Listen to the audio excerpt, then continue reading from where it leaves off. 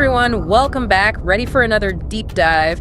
Today, we're tackling something a little bit unnerving, global voter dissatisfaction. Yeah.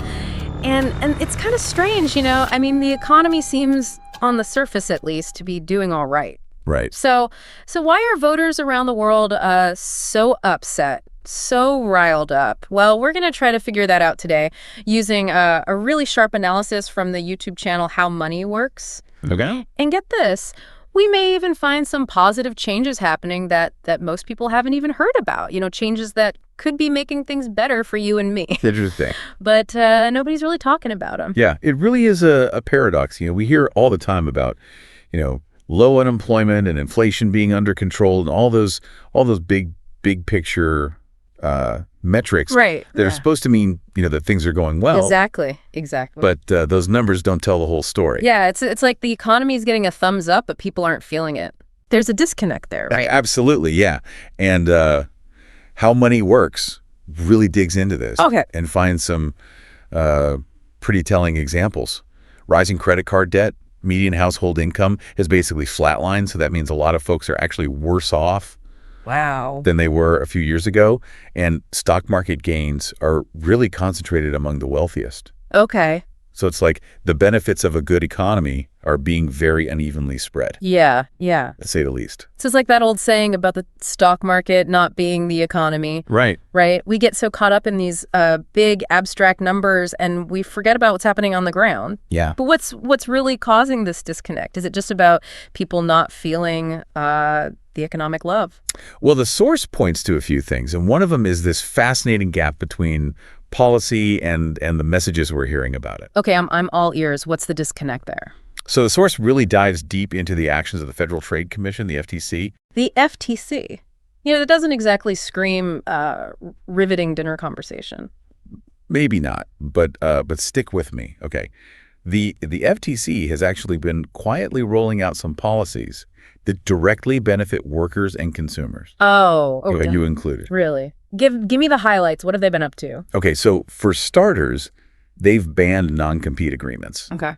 Now think about that. Yeah. That means more freedom for workers to pursue better jobs and better salaries without being unfairly tied down by their previous employers. Wow, I did not realize the FTC was behind that. What else? It's also been cracking down on price collusion. Price collusion. Remind me what that is again. You know, those sneaky deals where companies secretly agree to keep prices high? Oh, right. The FTC is all about fair competition and making sure that you're not getting ripped off as a consumer. Okay, yeah. Okay. I'm starting to see why this matters. It's about fairness, and that affects, everyone. Right.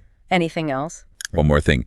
They've made it easier to cancel those annoying subscriptions we all seem to accumulate. Oh, yeah. Remember those dark days of fighting to get out of a contract? Yeah. Well, the FTC is pushing for one-click cancellation. Okay. Putting the power back in your hands. Yeah, these aren't just minor tweaks. These sound like pretty significant wins for everyday people. Right. But here's the thing that's bugging me. Okay. If these are such great moves, why isn't anyone bragging about them? Yeah? I don't recall seeing any campaign ads touting these FTC wins. Yeah, that's the real head-scratcher, isn't it? And the source suggests that this silence might be about keeping certain powerful donors happy. You mean those who benefit from things staying exactly as they are? Mm-hmm. Those who don't want to see more power shifted to workers and consumers? Precisely. Huh? Shining a spotlight on these pro-consumer, pro-worker victories. Yeah. Might ruffle some feathers in those circles, right? After all, lax regulations and corporate consolidation. Right. Benefits some, but not the majority. So it all comes back to that disconnect we talked about. Right. Even when positive changes are happening, the messaging gets muddled or completely disappears. Yeah. No wonder people are feeling disillusioned. Right. They're being kept in the dark about the very policies that could be making their lives better. It all points to a widening gap between the elites and the everyday citizen. Right. And how the information we receive is being shaped by that gap. Okay. And that leads us to another intriguing concept from the source. Luxury beliefs. Luxury beliefs. That sounds intriguing, but I'm not sure I quite grasp the concept. Okay. What are those? It's a term coined by Robert Henderson. Okay. And it refers to ideas that sound progressive and virtuous, Okay. but actually end up hurting the working class, even though that's not the intention. Okay, I need an example here. Sure. How could a well-meaning idea end up backfiring like that? So the source uses defunding the police as a prime example. Okay. This idea gained a lot of traction among affluent college students, Right. but it's often met with resistance from working class people of color who see a strong police presence as essential for safety Right. in their communities. So it's a case of good intentions not aligning with the realities on the ground. Yeah. Are you suggesting that those advocating for change aren't in touch with the needs of the people they're claiming to help?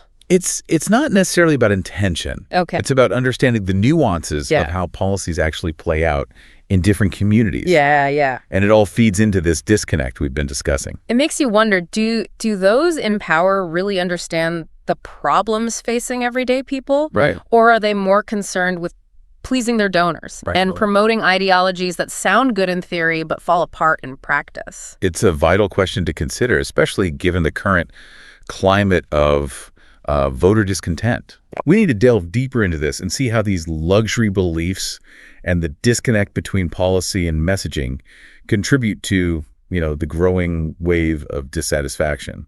It sounds like this rabbit hole goes even deeper. Let's keep digging and see what else we uncover. Let's do it.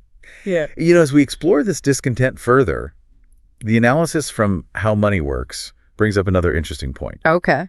the effectiveness of political advertising, Oh, interesting. or rather, Okay. the lack thereof. That's something I've definitely felt. It's like we're drowning in campaign ads these days. Right? Do you think all that spending actually works? That's the million-dollar question, isn't it? The 2024 election was the most expensive in history. Wow. Over $15.9 billion Wow. That's a lot. spent on campaigns. But the source argues that this flood of advertising might be losing its punch. Yeah, I can see that. When you're bombarded with messages constantly, you just start tuning them out. It's like sensory overload. Exactly. It's a classic case of diminishing returns. You reach a point where throwing more money at ads doesn't translate into more votes. Right. People become desensitized, maybe even annoyed. The message gets lost in the noise. So having the biggest campaign war chest doesn't guarantee a win anymore? Right. That's interesting. What do you think this means for future elections? If money isn't the deciding factor, what will be? That's the exciting part. This shift could open the door for new approaches. We might see a move away from these massive ad campaigns and a greater focus on genuine connection with voters. Authenticity over attack ads. I like it. Now, before we wrap up, Okay. the source mentioned one more group that's often overlooked in these discussions: working-aged men. Yeah, It seemed like a pretty significant point, but they didn't dive too deep into it. that's right. How Money Works points out that working-aged men are falling behind, and it's a trend that's not getting enough attention. They touch on it briefly, but encourage viewers to check out a follow-up video for a deeper dive into the topic. Even that brief mention got me thinking, why are so many young men choosing not to work? How are they making ends meet? What are the societal and economic forces driving this trend? Those are crucial questions. Yeah. And I think the fact that this group is being overlooked, as the source puts it, speaks volumes about how we frame political conversations. Are we really addressing the needs of all citizens? Or are we focusing on the loudest voices while others fade into the background? It's a sobering thought, isn't it? It reminds us that the political landscape is far more complex than the narratives we're often presented with. Right. There are entire groups struggling in ways we don't fully understand. And their experiences, their struggles, are inextricably linked to this broader issue of voter dissatisfaction. If we want to address this discontent, we need to understand the full picture. I agree completely. We've covered a lot of ground in this deep dive, and it's clear that voter dissatisfaction isn't just about one single issue. It's about a growing sense of disconnect, a feeling that the system isn't working for everyone. We've seen how seemingly positive economic indicators can mask deeper problems, how the policies that could be making a difference aren't being communicated effectively, Right. and how certain groups are being left behind in the conversation entirely. We've also seen how the old ways of doing things, like relying on massive ad campaigns to sway voters, Yeah. might be losing their effectiveness. This opens up exciting possibilities for a new kind of politics, one that prioritizes authenticity and genuine connection. But before we get ahead of ourselves, let's take a step back and consider what this all means for you, for us as citizens trying to navigate this complex world. That's a great point. We've been digging into these issues, but what's the takeaway for the listener? What should they be thinking about as they go about their day? It all boils down to this. Yeah. Don't be a passive consumer of the narratives you're being fed. Be an active seeker of truth. Question everything. Dig deeper. I love that. Don't just accept things at face value. Go out and find the information for yourself. Exactly. And be willing to have those difficult conversations, even when they challenge your own assumptions. Engage with people who have different perspectives. That's how we learn and grow. That's the spirit of this deep dive, right? To encourage critical thinking and a deeper understanding of the world around us. Absolutely. Yeah. And it's not about finding all the answers. It's about asking the right questions. Well, we've certainly asked a lot of questions in this deep dive. Yeah. And I think it's time to leave the listener with one final question to ponder. Okay. You know, it's fascinating how we started by talking about these broad economic trends, and now we're talking about individual responsibility, and the power of collective action. Yeah, it's all connected, isn't it?